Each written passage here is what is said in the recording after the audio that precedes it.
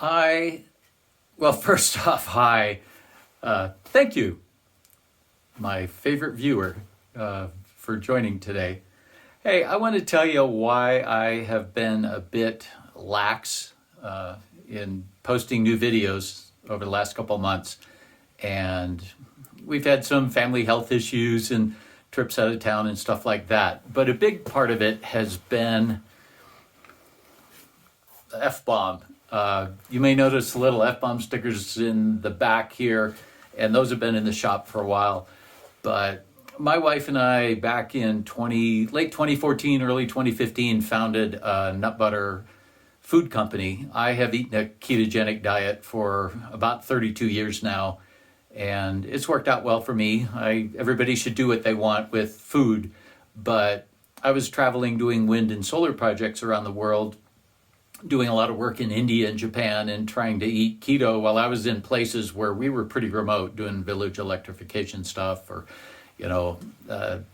power systems for telecom towers out in the middle of the desert or up on mountains and cliff sides in Japan. So I was trying to find things I could take with me that didn't have any artificial ingredients, were really clean, but also, low carb and natural, and we couldn't find what I wanted. So we started making it for me to take with me and realized, if I can't find what I want, maybe there's a market for it. So we started making a variety of products under the F-bomb name. That was Kara, my wife's genius, a play on fat bombs. And, we grabbed the website dropinfbomb.com because, you can drop an F-bomb anywhere. And it's been fun. It's been a fun ride.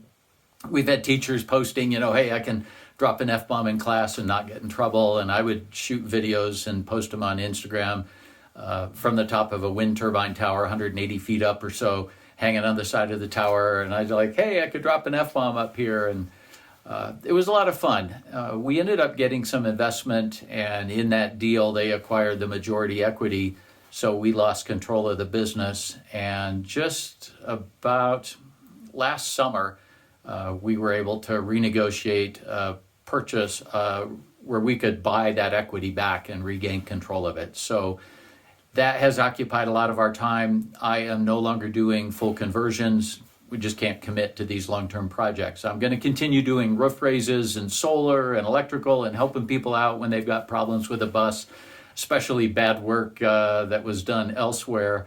And we'll be able to donate some time like we've done in the past and keep helping people and do fabrication, the projects I really like. Anything in the machine shop or welding or building things I love doing. So shorter projects, I can do a roof raise in a couple weeks, and so those are manageable. But we're just stepping away from full conversions, working on some other things, trying to improve the quality in the industry. So anyway, thanks for your patience while I do that little intro. I'll drop an F-bomb later, but let me tell you what I got going today. While it is snowing outside, and it is, the snow is almost 3 feet deep out there, I want to show you different test equipment that I use for evaluating problems with buses, for making sure things are right, for identifying problems, for diagnosing failure points, and I've got a glut of meters. Now, part of the reason I have so many is because if I travel somewhere to pick up a bus, I might fly with just a carry-on bag. I don't carry a lot of tools.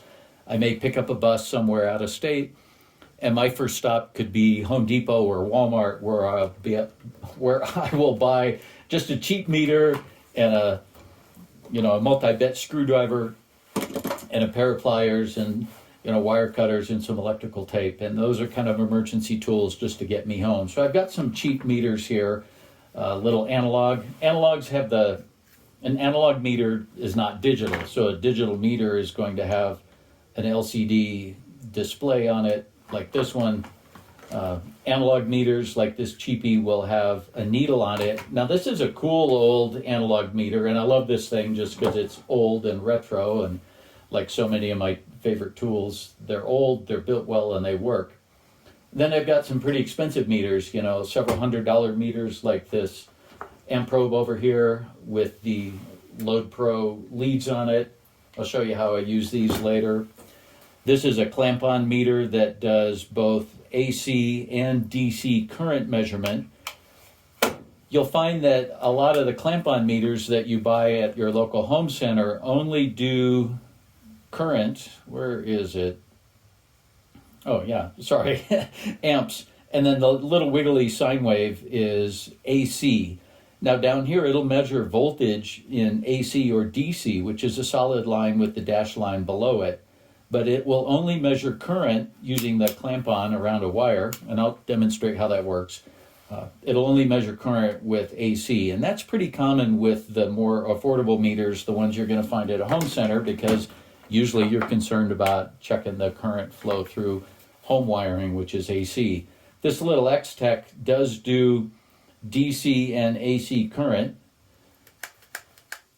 although it's been acting up lately and not real accurate. This Ideal is great, and I like that it's got a display in the bottom. So I'll demonstrate some of these different meters and some of the different things I use in a practical sense. But part of the reason that I'm doing this video today, I get contacted pretty regularly, offered cheap products, or they want to send me a battery or a heater or something like that. And so far I have turned down every single one, in part because often the emails are hardly legible. It's hard to interpret what they're offering, and I just don't want to mess with that. But I had a company that reached out, and they have a meter. And the lady, Emily, who wrote me, super articulate, very well spoken in English, and they had US-based stock, and they offered me a digital multimeter. And I don't need any more meters, but I encourage every bus owner to have a meter, and these things are $10 or $12, and it seemed to have some pretty cool features. So I asked if they would send me 3 of them, and she said sure. So I'm doing this video in part to show you how to use different meters, and in part, let's see how this cheap $10 or $12 meter works compared to like a $20 meter that doesn't have as many functions. And then the reason I asked her for 3 of these is because I'm going to give the 3 away. So I'm not making money on this video.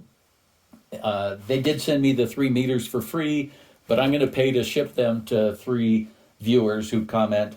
And we'll give these a try and see how they work out compared to the more expensive meters. So anyway, let's go through some of the meters and the differences, and then we'll go out and do some testing and identify a couple problems and see how they work. I do have, a pretty nice benchtop meter like this HP 3468B, and it's what's called a 5.5 digit. So it goes out to a pretty high level of accuracy. And if I check this battery with the test leads,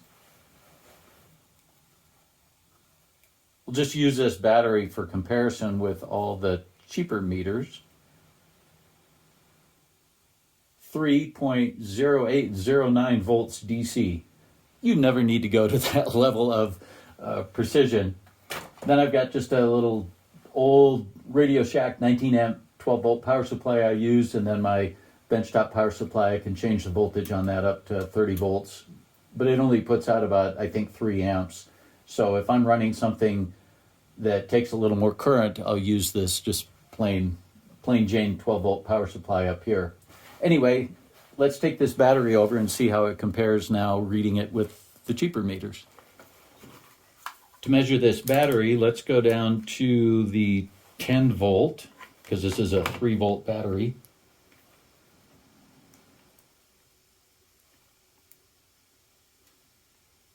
And even this cheap little meter is reading 3.5 volts, so a little higher than it really is, but close enough for the kind of work you might be doing in a bus. Anyway, there's a cheap analog meter. All right, here's a cheap multimeter. This one's digital, so I can check voltage over here. That's not the right symbol, but the straight line would be DC or AC. The red is always positive. Black is negative, and you'll see that it reads 3.08 volts, which is right on par with my really expensive benchtop meter over there. So you don't have to have an expensive meter to get decent readings.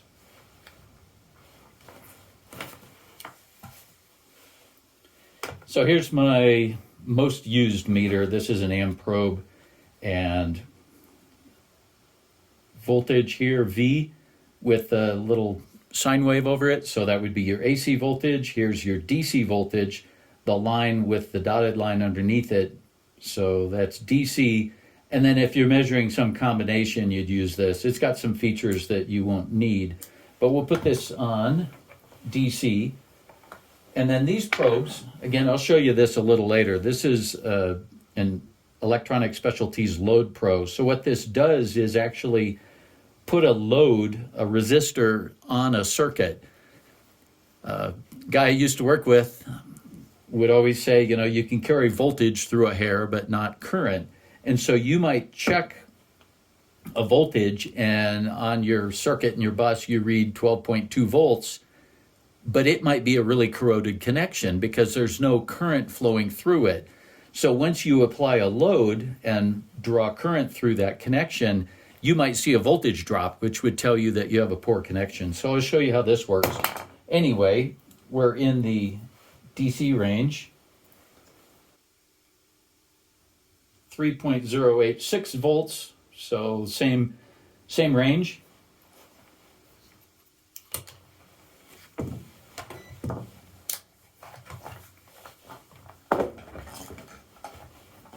If you wanted to use the old school,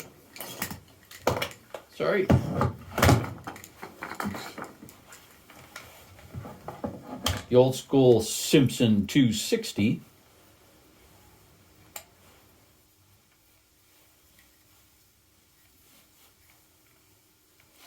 these are cool meters, but they're not that practical. They really are more accurate laying down.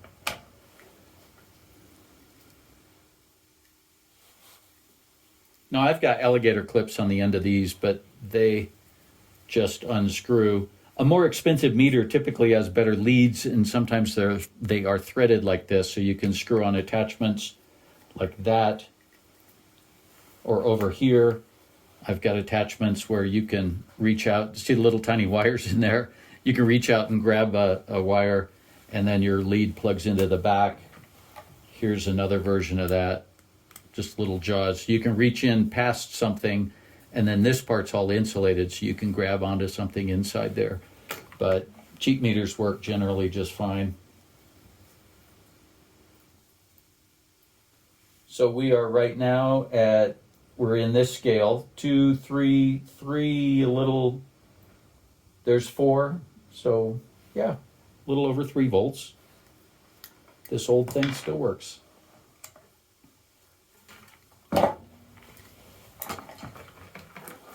Here's another cheap meter, same thing, just a cheap meter with leads on it. As I mentioned before, this one is a clamp-on meter, and clamp-on because you can clamp this around a wire to measure AC amperage. So the A is for amperage, and the little sine wave tells you that it is for AC, or alternating current. This one over here does amperage in both DC and AC. And the same here. This one does amperage DC and amperage AC, just so you get those straight. These also have non-contact voltage sensors in them. So up here, this NCV is non-contact voltage, just like this. And this is a handy little device for checking for the presence of high voltage, generally anything over 40 volts AC. So you turn this on, and it beeps, and then if I bring it near, now it's on. So it's on, blue light shows me it's on. If I bring it near a wire that has a high voltage running through it, something generally, I think they're about 40 volts, then it will beep.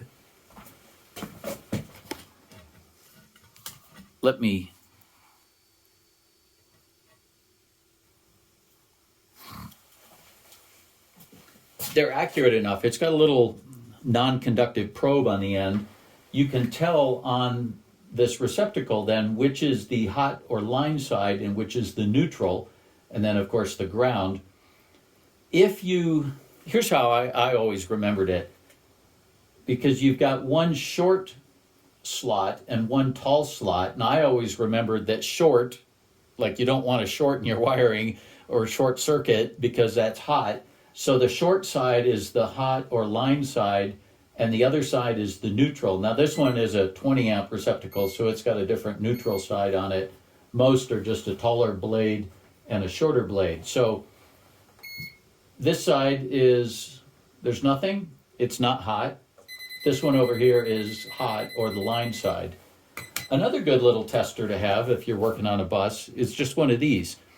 Now they'll come with a button on it for tripping a GFCI, a ground fault circuit interrupter, receptacle or breaker, or you can get them without that, and they've got the lights. So if you plug this into a receptacle on a bus you're working on or looking at, I don't know if you can see, it's got the two yellow lights illuminated, and it's got a little guide here that tells you the two yellow lights are correct. And if there was a problem, you'd have either one yellow light or a red and maybe a yellow.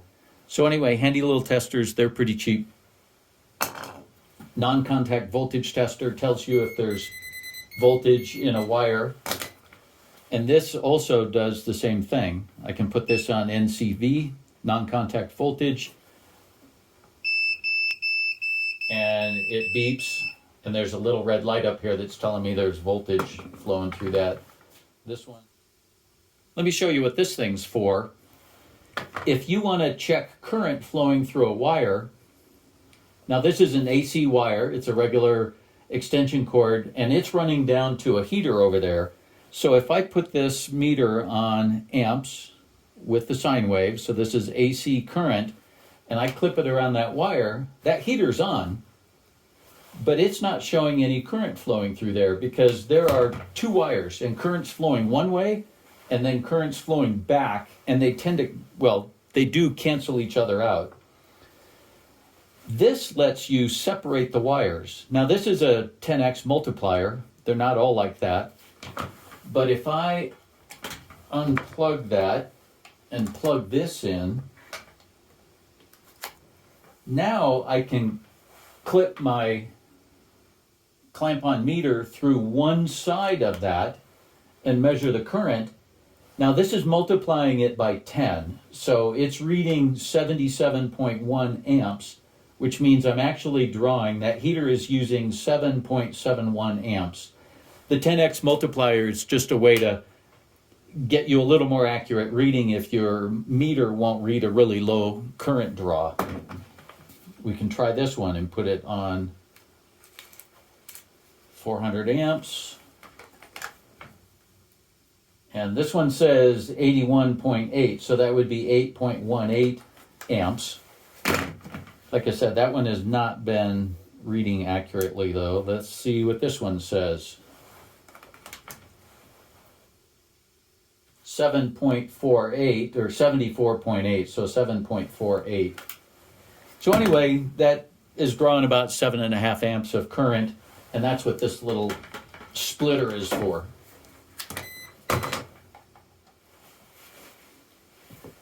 The meters I showed you already are all pretty common multimeters. Here's another meter that is sort of a specialty item called a megger or megohm meter, and it's a way to check for breakdowns in or nicks in insulation. It actually sends a high voltage through the wire, and based on its interpretation of what's going on, it can determine whether there's current or voltage flowing through a break, jumping across a gap or flowing through a break or a worn spot in some insulation. So kind of a specialty device. I did show using this in, I think, the Blue Bus video, and was able to identify that the builder there had nicked all of the wiring. Without being able to see the wiring, I was able to test it from one end. So kind of a specialty meter. You don't necessarily need one, but I want you to know that they exist. One thing that would be handy in a bus is a simple test light. So this you'd clip onto the negative or ground somewhere, and then you can use this end and probe, and the little light will come on if you touch 12 volts. Let me show you. So I'm using my 12 volt power supply up there just to simulate the circuits in your bus. So I've got one lead on the negative, the black on the negative, and if I touch this to the positive, then the light illuminates, just showing you that you got power. So it's a good way to check fuses and things like that. The downside is it's very sharp. So if you touch something lightly and it's got some corrosion on it, that corrosion might be interfering with the circuit. It might create some resistance and your circuit doesn't work. And if you touch this to it, it may not light up. So the little sharp point lets you actually scrape through the corrosion that's causing the problem, and you really didn't identify a problem. I'll show you another test lead that's pretty handy. Now, using my 12 volt power supply, I've hooked up the power probe, which is kind of a fancy test light. And you would connect these two alligator clips to your battery or a power source. Now there's a, 20-foot cable that comes with these, and I've got a 20-foot extension for it. It's got its uses and it's got its limitations. The lights are handy. Now, if I touch this to there, it shows me that now I'm touching a ground. And if I touch this on this one, shows me that I'm touching a positive. So the red light comes on and it shows me that I've got 14 volts there. Kind of a cool thing is you can, by pushing this button to positive or negative, you can send voltage to something. Let me show you how that works. One nice thing about the power probe is you can send voltage. So, yeah, trying to balance that. I can send by pushing the button. Now it's saying that it's got a ground, and that's because through the filament there is a ground path. But if I touch that and now I push the button, it's sending voltage, and you'll see the light lights up. So anyway, it's kind of handy. You can check buzzers and things like that. All right, well, let's get on to these meters. Now, I'm not going to do like David Jones at the EEV blog and tear one of these apart. This is a low-dollar meter, not an expensive meter. Now, it did come, here, let me show you.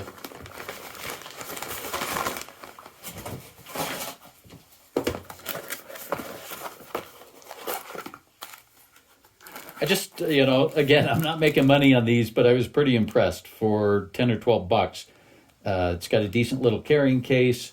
The leads are nothing spectacular. I mean, they're not silicone like an expensive meter, but certainly functional. Came with 2 Duracell batteries. So I put batteries in this meter, and let's give it a go.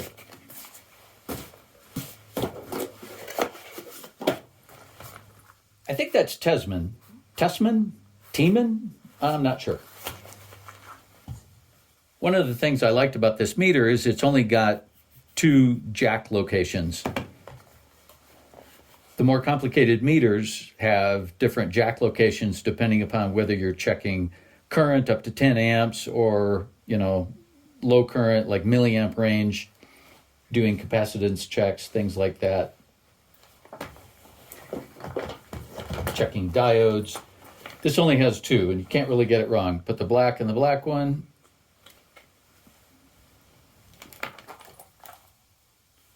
The red in the red one. And you don't have to remember which of these is AC voltage or DC voltage. And on this one, if you turn it to voltage, it will check either one. And right now it's in the AC range. So you have to do select to change it to DC and then pick a range. And sometimes it's a little finicky. So I just thought this was kind of cool. Really easy to use for somebody who's just using it for basic testing. Hold it and turn it on, and it's auto. So anyway, it is going back and forth. between, remember what's that one? Somebody tell me. Sine wave, AC voltage. Little solid and dotted line, DC voltage. Now the little Omicron symbol is for ohms, for checking resistance, and then that is the audio tone for checking continuity. So let's put the leads across just a piece of metal here. And I don't know if you could hear, it was beeping. So that's a way to tell that there's continuity through a circuit. So I'm going to touch these leads together.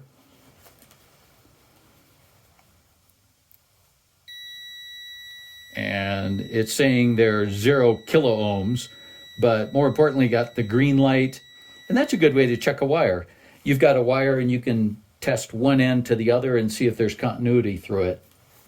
Let's check our battery here.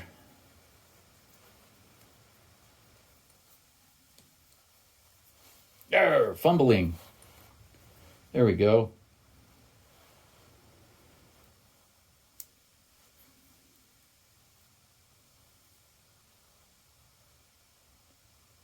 I don't know if you can see that. It says 3.099 volts, so absolutely close enough for what we're doing.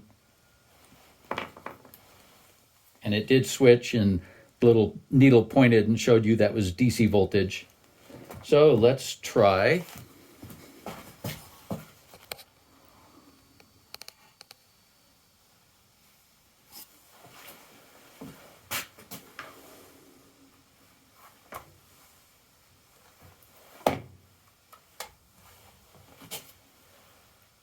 .8 volts, and it shows its AC voltage. Now, does it matter which way round these go? No, because that's AC. So if I switch them around, put the red in one side and the black in the other, and they fell out. Anyway, it said the same, 114.8 or 0.6 volts. So I should back up a bit and tell you what we're measuring. Again, this is very basic, and I've had a lot of experience doing electrical work all over the world. I've been fortunate enough to be able to do classes for union electricians for the IEC. So I want to be really precise and use proper terminology. So when we're talking about electricity, we're talking about pixies. Voltage is how hard the pixies are pushing. Are the pixies pushing really hard? They used to call voltage electromotive force. So if you think of it like that, it's how hard are the pixies pushing through the wire. Resistance is how hard is the wire restricting the movement of the pixies through the wire. Pixies is a very highfalutin official term. And then current is really kind of flow. How many pixies are going through the wire? If you equate it to water, voltage would be like water pressure, and current would be kind of volume. So anyway, this little meter is measuring, it'll measure voltage, AC or DC, it'll measure resistance. And I thought this was pretty impressive. It's like a little mini lie detector test. So right now, through my skin, it's measuring 35, put my reading glasses on. Right now, oh, it's dropping. I'm telling the truth. Anyway, right now it's measuring 17 mega ohms through my skin. So if I go here, if I wet my skin, the resistance should be lower. Oh, now it's down in the kilo ohm range. It was mega ohms before. Mega's bigger, that's a lot more. Anyway, sorry to be so official. Mega's bigger than kilo. Anyway, I thought this was sorry about the glare. I thought this was a pretty cool little meter with a lot of features, and it's really easy to use for, well under $20. Compared to the other $20 meters I have bought in my day, this thing is pretty impressive with what it does and how easy it is to use. And one thing I forgot to show you is it has the non-contact voltage tester on it. So if you push and hold that, it's NCV, and then we go over to our wire. and it shows that the H for high voltage, and it's got a red light, and if you can hear it, the audible warning tone. So pretty cool little meter. We'll give it a try. If you're interested in getting one of these, just make a comment of any kind, pro, con, you love me, you hate me. It's a cheap meter. You don't want to use it on mains voltage. You don't trust it. You think it's really cool, whatever. And then I will use a little app thing that will randomly pick 3 people. I'll get your address and I'll send you the meter. But I do think everybody that owns a bus ought to have a meter, a test light, maybe one of these for checking receptacles. They're really handy, inexpensive. For under $40, you can get anything you need like that and be able to do some basic electrical diagnostics. So next, we'll go out and test some things. Now, this is a very practical diagnostic thing. The block heater in our old ambulance wasn't working. You'll notice it's got a new plug on it. That's because when I came out here with the meter and I tested from prong to prong, there was no continuity. So I've got the meter turned on, and right now there is continuity. And it's showing 0.01 kilo ohms. So the K is 1,000 ohms. And there's continuity through that. But when I checked it the first time with the original plug on it, there was nothing. So no continuity, and that's why the block heater wasn't working. When I took the plug apart, I found that one of the wires in there was broken off, and it was so corroded that I couldn't get the screw out to just fix it. So I bought a new replacement plug, wired that on, and now I can plug this in and the block heater works great. And that's a handy function for a meter like this. So if you wonder why would you need to be able to check resistance or continuity, this is a good example of it. Another way is for checking fuses. You can test across a fuse, and I'll show you that here. Here's another case where you'll want to be able to use a meter, and that's to check the voltage on a battery. So if I set this up so you can see it, remember, black is negative and the red is the positive. So I am at 12.57 volts. So that would indicate this battery is fully charged. Now, I did do a video on how to load test a battery. Just because your voltage is high doesn't mean the battery's good. I happen to know this one is. This is a deep cycle we use for running a wheelchair lift in the back of this ambulance so we can take my mother-in-law into town. What if you get these reversed? Not a big deal. Now I've got the red on the negative side and the black on the positive side. It still shows the same voltage, 12.58, but you'll see the negative sign there. You don't hurt anything. It won't hurt the meter. You just have to say, oh, I've got it backwards. Now, what if you check it and you have the leads on the right wires in your fuse block and you say that negative? That would tell you that somebody wired something backwards. Now, what if you want to check and see if a fuse is good? These little tiny fuses, especially like that, are hard to tell. So I've got the meter still in auto range. And the little green light came on and it's showing 0.000 kilo ohms. So that tells me there is continuity through this fuse and the fuse is okay. If you did that and you got nothing, if you did it and it was like just silent and the meter's still ranging back and forth, that tells you that the little conductor inside there has melted and this fuse is blown. Now, what I just showed you was how to check continuity through a fuse if it's out of the vehicle. But what if it's in the fuse block? Well, one way to check there is to see if there's power on both sides of the fuse. If there's power on one side but not on the other, then you know the fuse is blown. Sorry about the glare. So anyway, I've got this little fuse holder hooked up to 12 volts to actually it's the 14 volt power supply. And keep in mind, your bus you probably have a 12 volt native bus, but it's going to have a voltage slightly higher than 12 volts. And when you're charging, it might be charging at 14 volts. So anyway, the black lead on the multimeter here is connected to the ground. And now I'll take the positive lead and put it in the little tiny hole. All these little ATO fuses, these blade fuses, have a little tiny hole in the top. So I can put the tip of the probe in there, and I have 14 volts. Now if I check the other side and there's nothing, then that tells me the fuse is blown. But in this case, I checked the other side and I still have 14 volts. So that fuse is okay, and that circuit, at least there, is okay. All right, I'm sorry, I lied to you. Here, let me check the meter.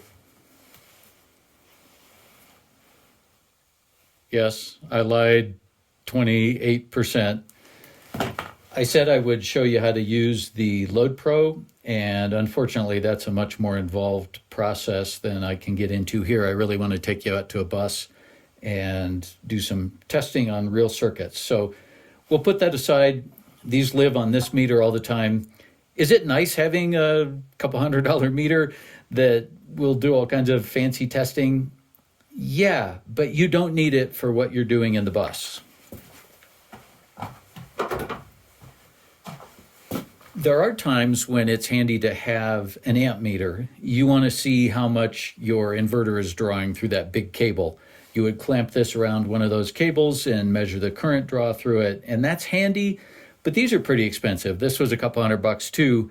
That little X-Tech was about $90.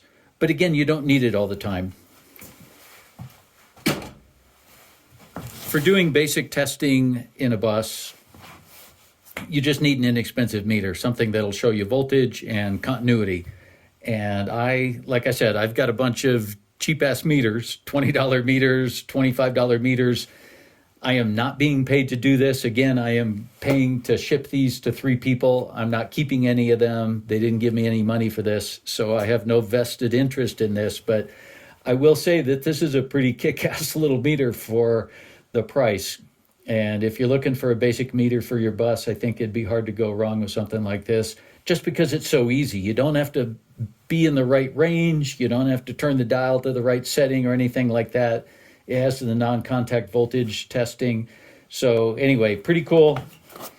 So I've got 4 of these meters to give away.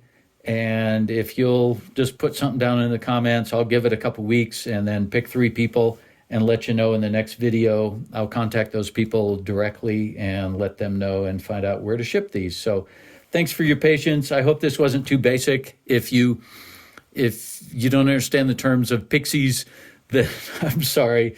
Just having some fun. But anyway, appreciate your patience. I'll show you how to use that Load Pro sometime. It's a really cool set of leads, and that would take you to your next step.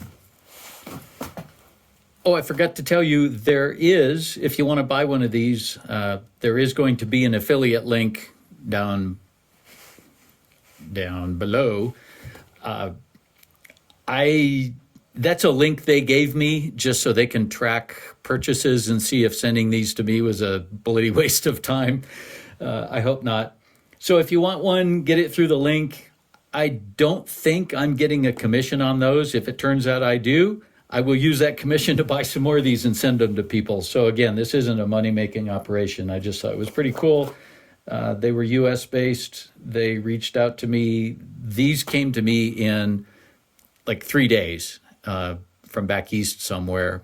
So I'm in Arizona. Anyway, there you go. If you get one, use the link down below. And if I do end up getting a commission off of those, I will buy some more meters and we'll get them out to other people. But pretty cool. Under 20 bucks. I think they're 12 bucks or so on Amazon. All right, we're still not done. I told you that I buy a lot of these. This is the basic Husky brand. Every time I pick up a bus, I get one of those. And I've got the Kleins, which are pretty expensive, and they've got a ton of bits. But I'll tell you, my favorite one of these is made by Enderis. Anyway, made in the US. It's only got just the 4 bits, the big and small flat and the large and small Phillips. But just the way that's fluted, that just feels so good in my hand. It's easy to get a nice grip on it. I like it better than any other, the rubber ones. I don't know. Anyway, this is the one I always grab. I lost it for about 2 weeks and I was really sad. I don't even remember where I bought this, but damn, it feels good. And wow, if you're really bored and you've stuck with me this long, I realized I showed you one drawer. So these are these are all flat and multi-bit screwdrivers. I got these over in Japan and they're pretty cool too. Just like the shape of that. I've got a few of that.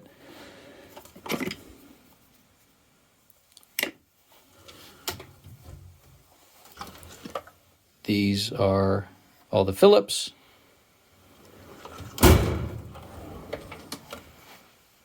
Plenty of adjustable wrenches, nut rounders, cutters for cutting big cable and small stuff.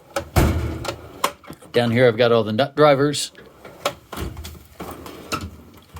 Kind of random stuff, my plastic welding thing, a borescope, a tachometer.